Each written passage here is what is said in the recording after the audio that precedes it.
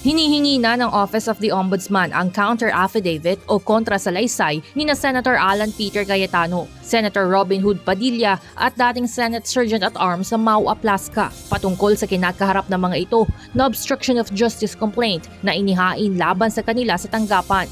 15 araw ang ibinigay na palugit ng Ombudsman para makapagsumite ng tugon ang bawat respondent. Batay sa order na inilabas ng anti-graft body, sakaling hindi magsumite ang mga ito ng kanilang counter-affidavit, ituturing ng submitted for resolution ng reklamo at hindi natatanggap ng anumang motion o pleading mula sa mga respondent.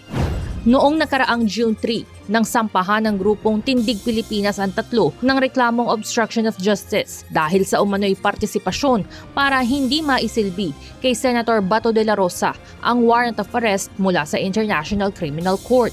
Tingin po namin ang akmang venue para sa pag-file nito ay sa Ombudsman at saka continuation lang po ito sa maraming boses mula sa taong bayan, mula sa civil society na nababahala, nalulungkot, nalilito, nagagalit dahil sa nagiging kalagayan ng ating Senado ngayon. Matatahi umano ito simula nang ilagay ni Senator Cayetano si Senator De La Rosa sa protective custody ng Senado. Pagpapaputok ng baril ni Osa Aplasca na nagdulot ng kaguluhan sa lahat ng empleyado sa gusali at pag-amin ni Senator Padilla na pinasakay niya ang kapwa mambabatas sa kanyang sasakyan nang umalis ang mga ito sa Senate premises.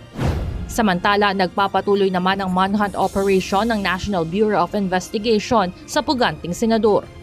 He's a fugitive, he's a person na being hunted by the law, so tuloy-tuloy yan.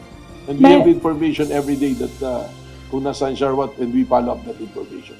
Ayon sa NBI, araw-araw ay mayroong pumapasok na impormasyon sa kanilang tanggapan tungkol sa posibleng kinaroroonan ng mambabatas.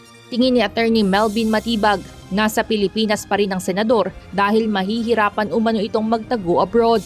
Lalo na at maraming bansa ang miyembro ng ICC at may kooperasyon sa International Criminal Police Organization o Interpol.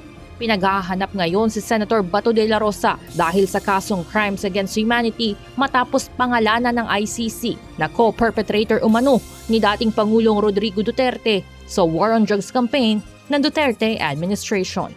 Evan Alvarez, UNTV News and Rescue. Diyos ang aming sandigan, serbisyo publiko ang aming pinahahalagahan.